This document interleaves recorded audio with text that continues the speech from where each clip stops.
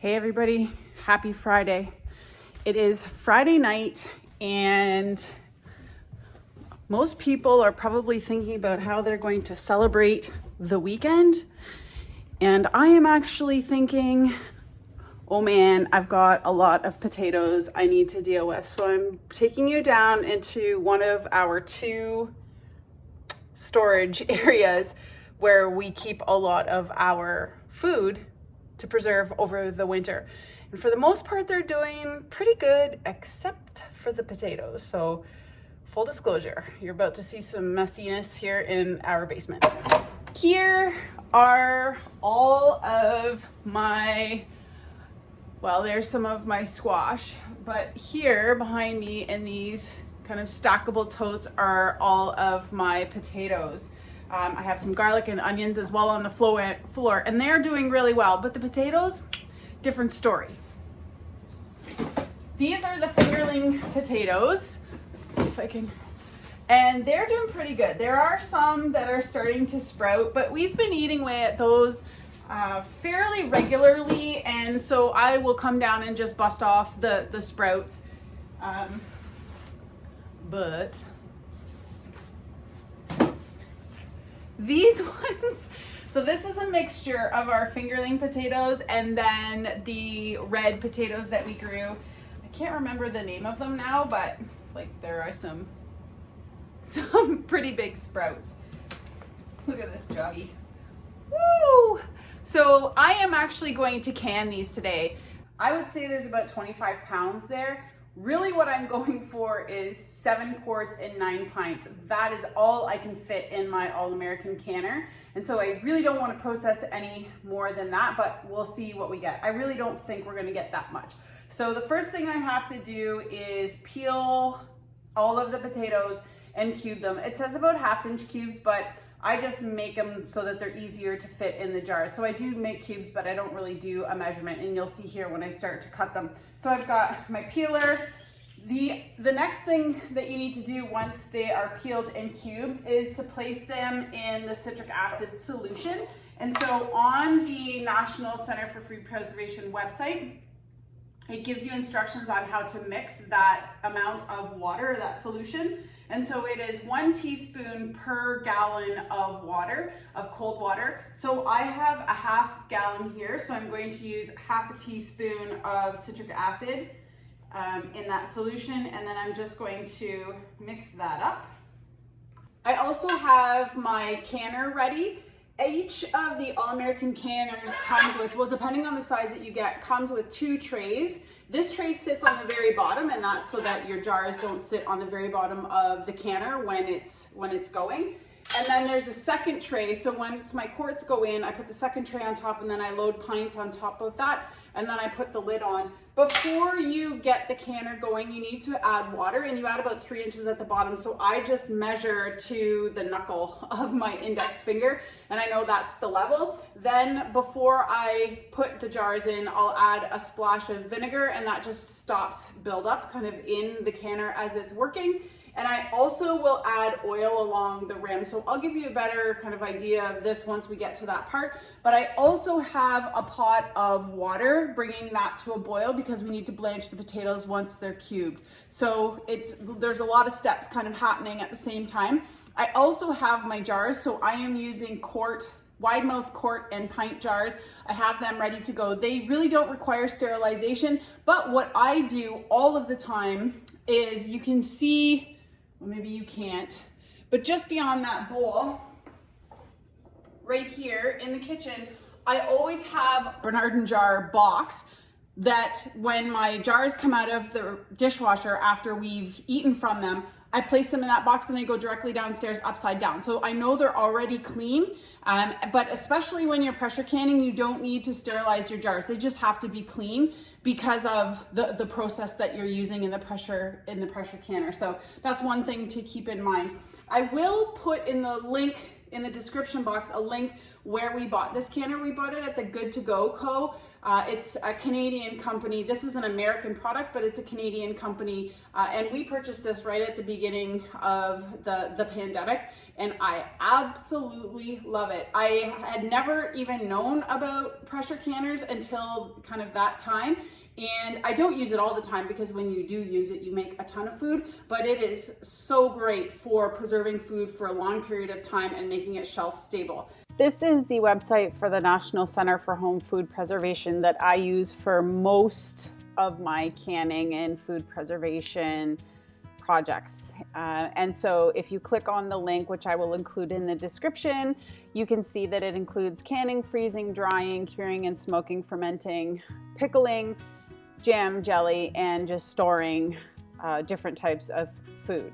And so today, because we are going to can, I'm going to click the can button, and we are going to be canning vegetables and vegetable products. But you can see here that there are multiple different types of food that you can preserve. So we are going to click here, and then we are going to scroll down to potatoes, and we are going to be canning white potatoes, and we are actually going to be pressure canning. So if you're not familiar with pressure canning, they also have a link closer to the top of the page that talks about using pressure canners, and really useful links for folks just starting out. So I would say that's where you would start. Now, when you can potatoes, because they aren't high acid, they do have to be pressure canned. I have an all-American pressure canner, and so it is a weighted gauge pressure canner. So I am going to be using the Table 2. But first, let's talk a little bit about the preparation. So they, in this website, provide you with all of the information that you need in order to do this properly. And so one of the things that you should do when you're preparing your potatoes after you've peeled them and cubed them is to store them in some kind of acid solution so they don't turn brown. So if you click on this link right here, it talks to you about the amount of ascorbic acid. In my case, I'm going to be using citric acid that you need to use in your quart of water before you actually prepare the potatoes. And I'm basically just going to blanch them for a couple of minutes. So that's where it says here, cook 2 minutes in boiling water and drain. So I will be walking you through the process, but I want to show you this website because it is very, very helpful for beginning canners and even for those folks who have been canning for a long time, just to refer back to. I am going to be jarring both quarts and maybe pints, depending on how many potatoes I end up processing. But when you're using the pressure canner, you always want to pressure can to the largest volume. So we are going to pressure can the potatoes for 40 minutes of process time. That means it's at pressure for 40 minutes. When I'm peeling, I just do a rough peel. I don't peel all of the little eyes out. I just do my best. I'm not being too picky. So that's about the size of the pieces that I make. One of the other things I know some of you might be thinking is, why the heck would you go to this much trouble when you could just buy a bag of potatoes in the store? I totally get it.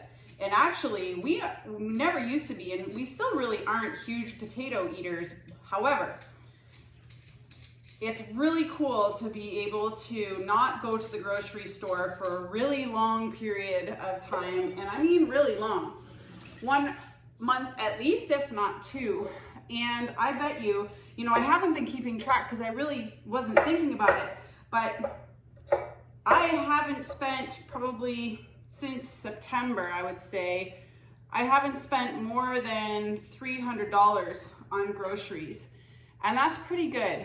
And on some of the other YouTube channels that I've been watching this year, and especially this month, there's something going on called the pantry challenge. And Brian and I have been joking because we really have been doing the pantry challenge for a while now, which basically is just eating out of your pantry and your freezer and not buying very much at the grocery store. And so really the only thing that we buy at the grocery store is sugar, flour, milk, of course. Brian survives on chocolate milk, and Twizzlers. and Doritos. But really, those are things we don't need. And so having these potatoes on the shelf really helps us do that. We just go down to the basement. If we want fresh potatoes, we're gonna eat the fingerlings now. And if we want potatoes to say fry up in a frying pan or make into mashed potatoes or put in a super stew, you just pop these in there. They're already cooked, so basically they just have to be heated. It is a sunny but cold Friday afternoon. I think it's minus 15.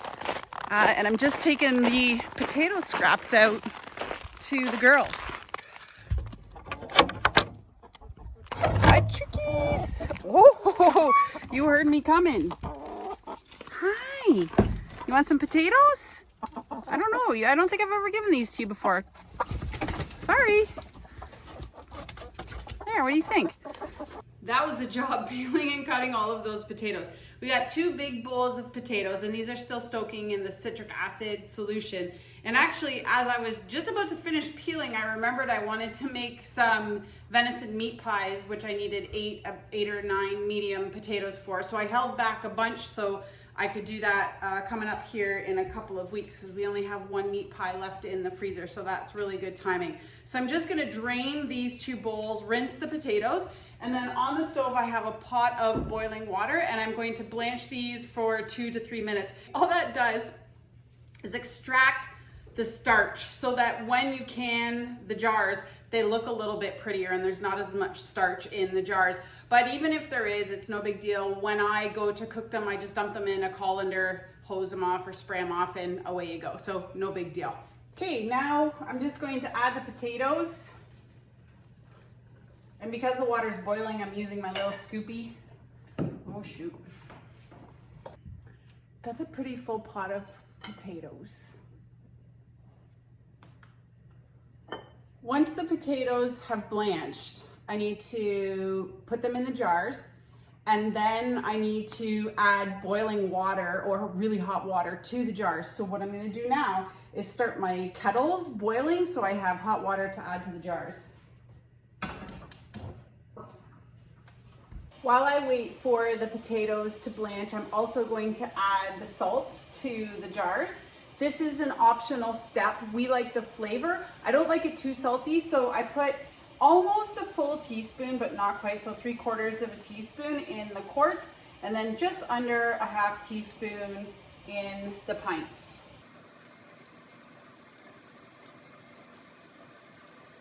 This is also a good time to talk about the All-American pressure canner that I use for pressure canning.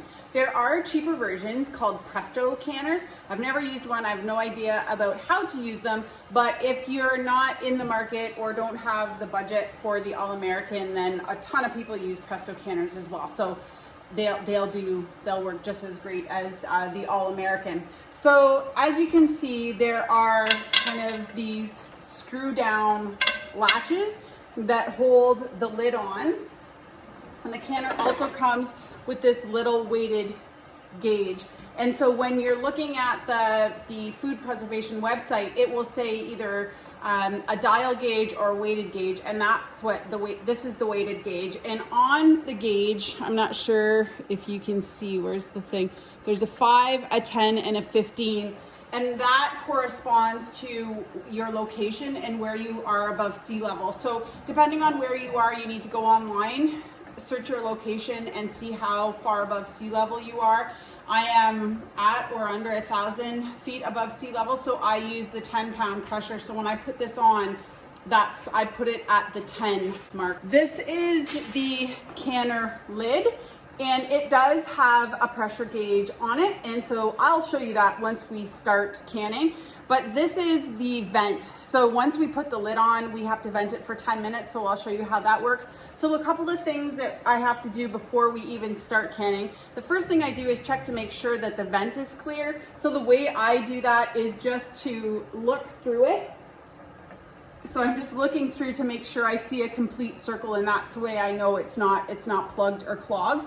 And the other thing we have to do is just run a layer of oil around the edge of the lip of the canner, and that is so that the lid doesn't stick. So I just either use vegetable oil olive oil, or avocado oil. I have all three of those right here, but normally my olive oil can has a little bit of spare on top. So I just dip my finger in and run it around the rim. And you don't need a lot, it's just a thin layer. I love this little scoopity doopity thing I got it at the dollar store, I think. I tend not to shop there very much, but this little tool has been really handy. I'm just gonna rinse these with hot water. I just turned on the heat under my canner, and now I am going to pack the potatoes in the jars. We're packing for 1 inch of Headspace, so that's including the water. And all of the potatoes have to be covered in water before you pressure can. The nice thing about pressure canning is that whatever you're pressure canning is completely cooked when you're done. And so when you're going to use whatever you've pressure canned, you know it's cooked. So basically it's just a reheat and eat, which when you have had a busy work day and you need something quick at the end of the day, it's so easy for me, especially if it's just me to come home, grab a thing of canned potatoes, dump them in a cast iron pan, heat them up, fry them up. Either I'll pre-fry onions, dump those in, and then crack a couple eggs over top, and you've got a meal in, 5 or 10 minutes. It's really great. I got all of my jars loaded with potatoes, and I got 7 quarts and 8 pints, which is near perfect. It's what I was going for.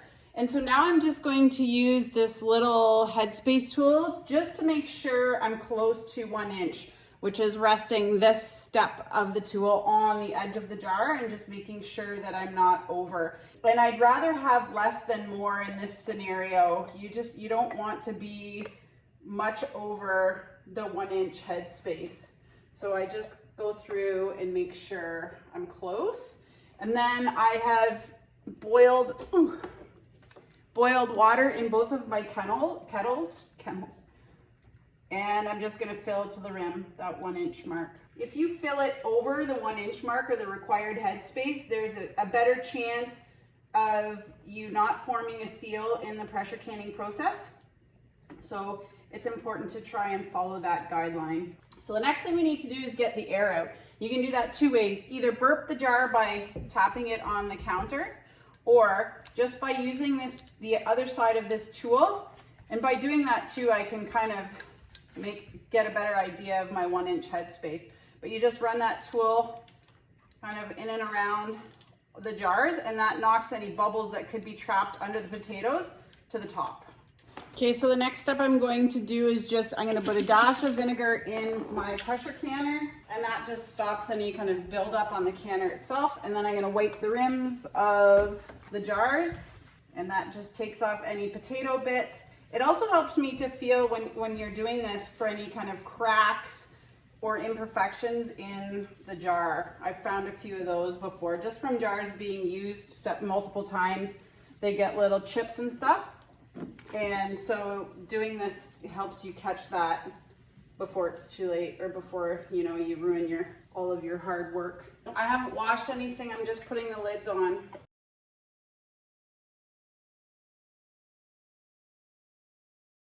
And these rings just go on finger tight. Okay, lids are on finger tight. Now I'm going to load the jars into the canner. Always with my oven glove.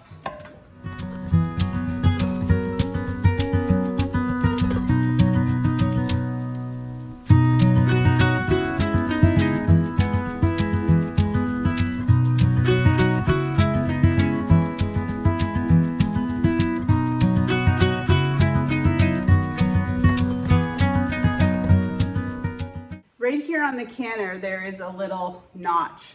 That's where the lid has to line up. And there is also on the lid a little arrow. And that arrow has to line up with the notch. And then that means that this little hook is under the clasps. And then one of the biggest and most important things you have to do is make sure that the lid is level all the way around. And so to do that, I just tap it with my fingers and I check front and back. It's really just an eyeball, like it's not too pernickety that you get it exact, but it's important that it is the same all the way around. And then you just take your screw downs and on opposite sides loosely screw them down.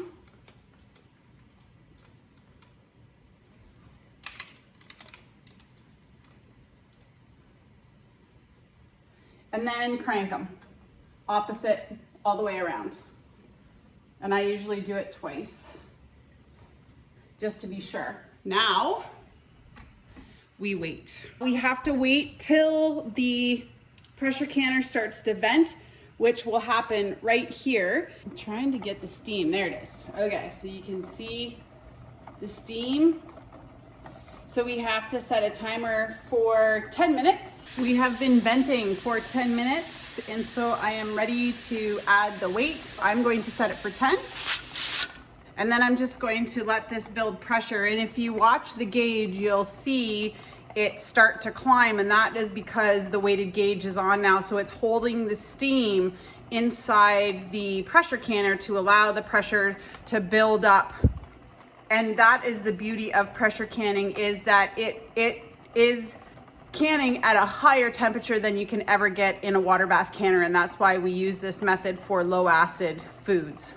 Where we're looking to get on the gauge is to the 10 PSI to match the 10 pounds of pressure.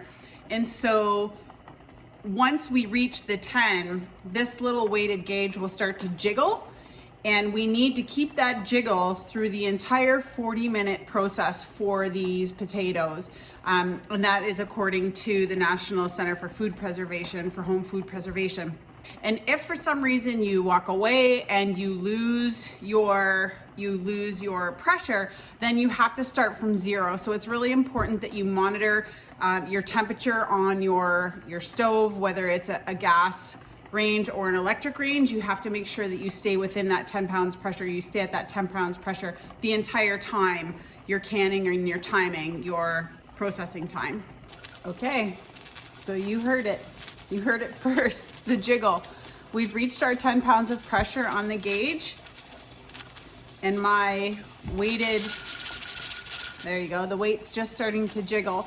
And so what we want to do is maintain that jiggle 1 to 4 times per minute, so anywhere in that range. So I'm going to turn my heat down now, and because I'm canning on a propane stove, it is a little bit more difficult, I think, to maintain the heat than it would be on a electric stove, but it's not too bad. I just don't leave the room. So I'm gonna start my timer for 40 minutes. All right, 40 minutes is up.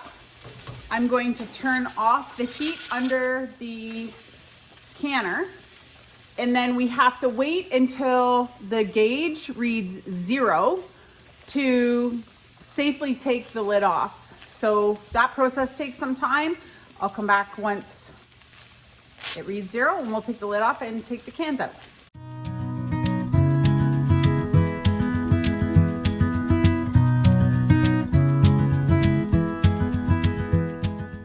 My camera didn't record me removing the jars, so just quickly, take the weighted gauge off, undo the wing nuts, and remove the canner lid away from yourself. Then using your jar lifter tool, remove all of the jars vertically and then place them on a dishcloth on your countertop to sit for 24 hours.